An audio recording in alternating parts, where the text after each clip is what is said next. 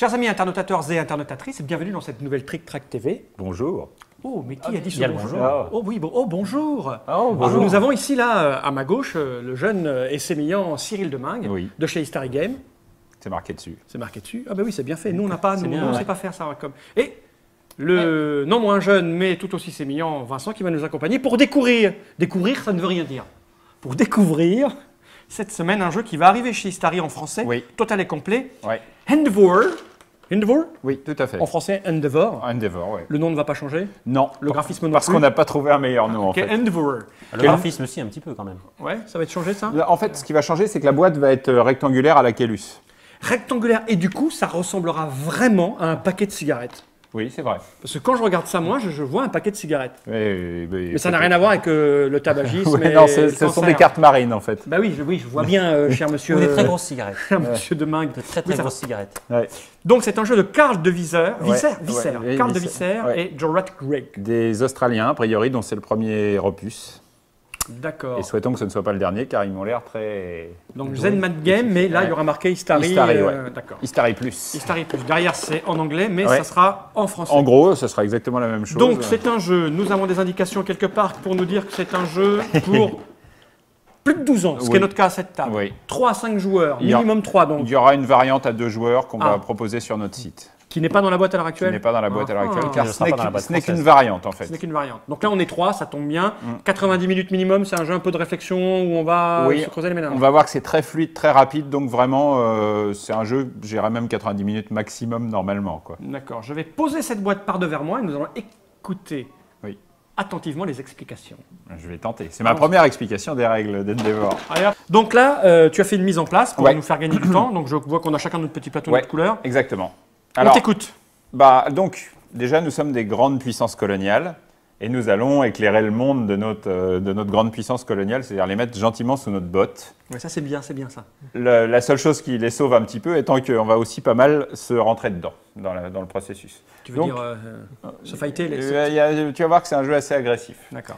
Donc chacun a son petit plateau individuel qui va représenter en gros son développement, un petit peu comme Agoa pour ceux qui connaissent, Oui, son oui, développement dans effectivement. 4 secteurs. Le premier c'est le secteur industriel, donc petite brique. on va voir, ouais.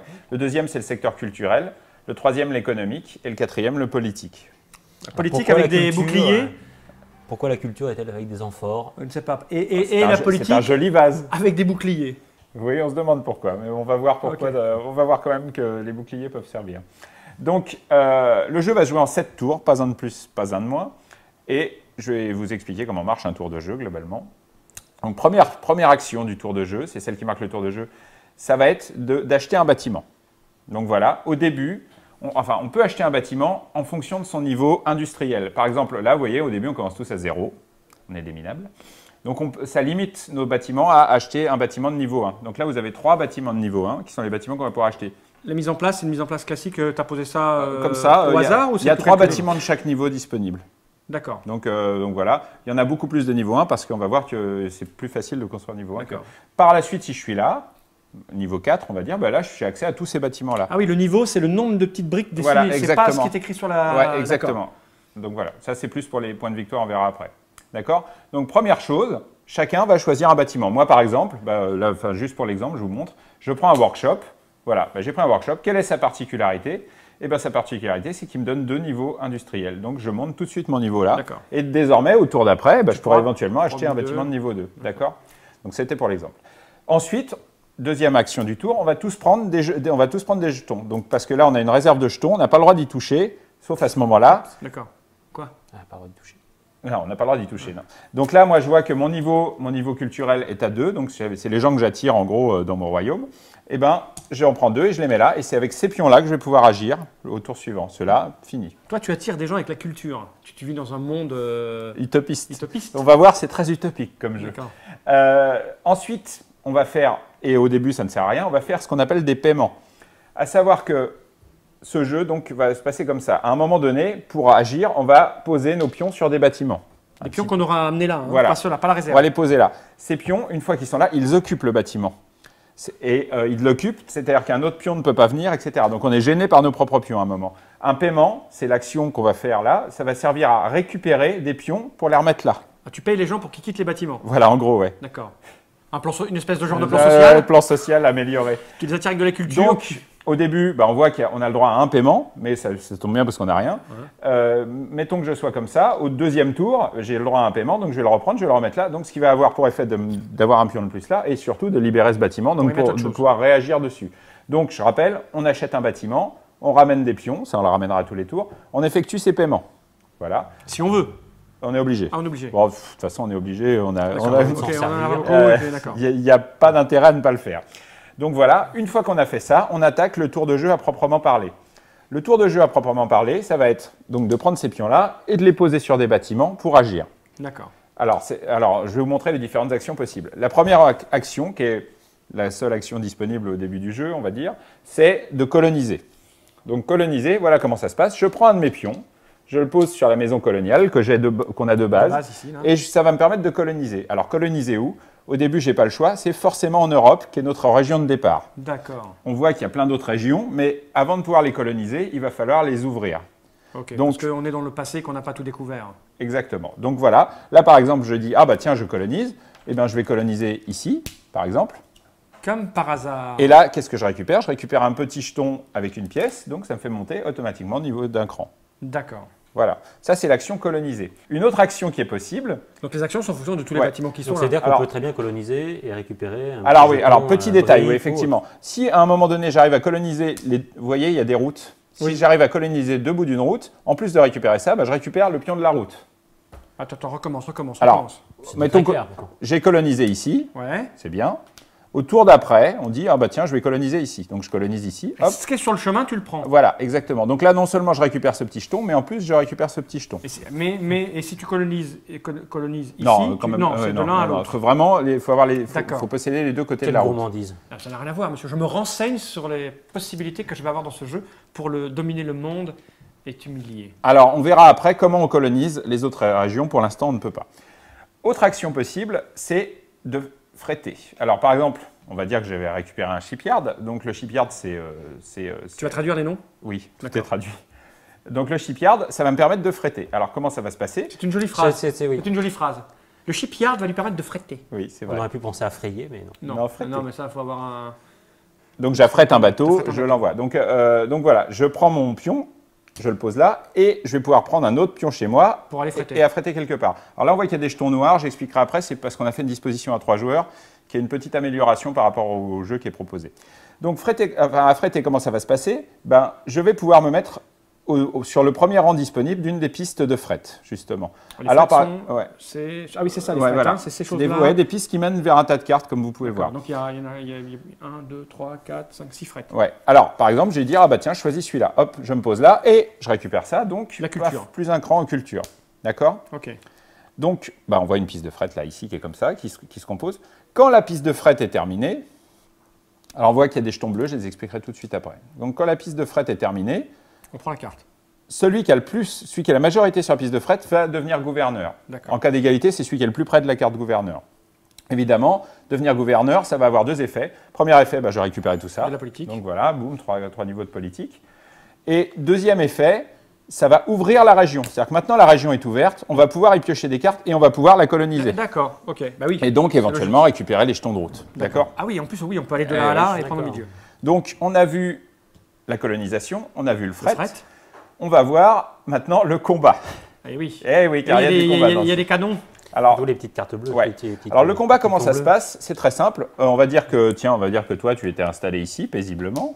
Oui, bien sûr, c'est une région paisible par là.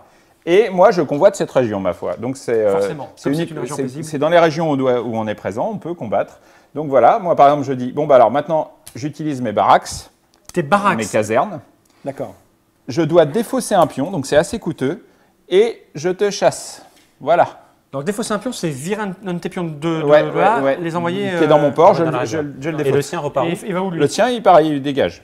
Ah ouais, Alors, ça coûte, mais c'est c'est violent. cher, mais c'est Ça cher, coûte mais deux. c'est cher. C'est cher, c'est quand même rentable. mais c'est rentable, mais attention, par exemple, je le chasse, donc j'envahis une région où il n'y a pas de pion. Donc ça ne me rapporte rien au niveau de mon tableau de développement. Si ça t'apporte une haine farouche et totale pour tout le reste de la On partie. va voir que ça de ma apporte. part. Oui, effectivement. Donc on a vu les trois actions de base. Maintenant, on va voir l'action suivante qui est piocher. Piocher, c'est ce petit symbole qui est une caisse, en gros. Market, Ouais. au marché, on va marcher. Au marché, ça va permettre de piocher une carte. Alors, comment ça se passe? Eh ben, c'est simple. Là, je pose un pion sur marché et là, je vais pouvoir piocher. D'accord. Alors, pour piocher dans une région, il faut qu'elle soit ouverte. Donc, au début, Europe et Méditerranée, c'est possible de piocher. Ici, là, on a vu qu'elle était ouverte. Bon, Parce qu'il y a une fret, ok. donc là, on peut piocher. Alors, dans une région, on va voir que les cartes, elles sont numérotées. C'est-à-dire qu'il y a un gouverneur Ça par-dessus s'améliore. et ensuite 0, 1, 2, 3, 4, 5. 5 étant beaucoup mieux. J'ai le droit de piocher si j'ai autant ou plus de pions que le numéro. Par exemple, si j'ai 2 pions ici, je peux piocher la 0, la 1, la 2, On pas peut la la 3. choisir. Ouais, non. Non, tu prends du dessus. Je prends celle du Du dessus. dessus. Donc là, si je dis piocher, bah, je pioche obligatoirement ça. Et tu libères la 1. Et je libère la 1. un jeton. Mais il faut avoir au minimum un jeton. Donc voilà, je gagne automatiquement ça. Donc ça, ce que tu gagnes, c'est ce qui est écrit là. Tu Ouais. gagnes un cran de machin, Ouais, de exactement. culture et un Exactement. cran Exactement. d'argent. Et je la mets là, la carte. Et c'est là qu'intervient le niveau de politique. Le niveau de politique détermine le nombre de cartes Que qu'on tu peut peux avoir posséder devant toi. à la fin du tour. C'est-à-dire qu'on peut dépasser pendant le tour, mais à la fin du tour, il va falloir se réduire. rééquilibrer. Donc on va voir comment se rééquilibrer. Mais bon, au début, c'est une carte plus une esclavage, 2 cartes plus une esclavage. esclavage, c'est quoi? On y vient tout de suite. En Europe et Méditerranée, il y a 2 paquets. Si on perd une carte, on perd les bénéfices de la carte. Alors, si on perd une carte, on perd les bénéfices de la carte et elle revient sur le dessus d'un paquet. Donc, il peut être à 4 et d'un coup, il y a un 0 qui revient. D'accord. C'est un petit peu embêtant. Donc, en Europe, il y a 2 paquets. Il y a le paquet normal et le paquet esclavage. Le paquet esclavage qui est pas mal parce qu'il permet de pas mal monter en industrie et en économie. Oui, c'est un peu le Et pas en principe de culture. l'esclavage. Non, pas tellement en culture. Non. Ah. Donc, Pourtant, les enfin, cartes ils apprennent à d'esclavage, lire, au moins. c'est pas mal. Pourquoi? Parce que ça vient en plus des autres cartes. Donc, ça ne gêne pas la limite de cartes. Enfin, c'est-à-dire qu'on a le droit d'avoir une carte d'esclavage en plus Ah de oui, sa tu prends carte. quand même un emplacement parce que tu vois, tu es Oui, limité comme ça- là, 5-5. Ouais, ça prend un emplacement quand même.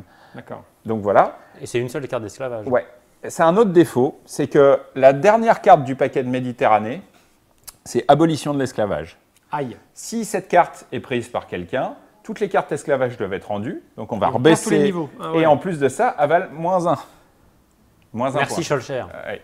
D'un autre côté, il y a des stratèges qui arrivent à prendre le contrôle sur l'Europe et qui prennent beaucoup d'esclavage et qui, comme eux sont les seuls à pouvoir abolir Prendre des l'esclavage, ne le font pas. Mais oui. C'est pas un jeu Quelle très bande de moral. salauds. Ouais. Tu parles d'une utopie, ouais. Oui, c'est une utopie un peu spéciale. Dernière action que j'explique rapidement parce qu'il y a juste sur certains bâtiments, c'est le paiement. Il y a un auto-paiement, c'est-à-dire que si j'ai ce bâtiment-là, Alors, le pion repart je vais mettre un pion là et ça me permet de récupérer un autre pion. D'accord. Ah, Ah oui, un autre c'est pion. ça. Un autre pion, ouais. Tu es limité en bâtiment a priori, non? Parce que j'en vois.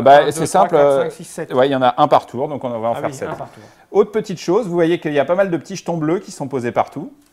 Ouais. Des petits jetons bleus, en fait, on les ramasse comme les autres jetons et c'est une action. Donc là, par exemple, je peux soit affréter, soit donc En plus, au moment où tu le prends, tu fais ça.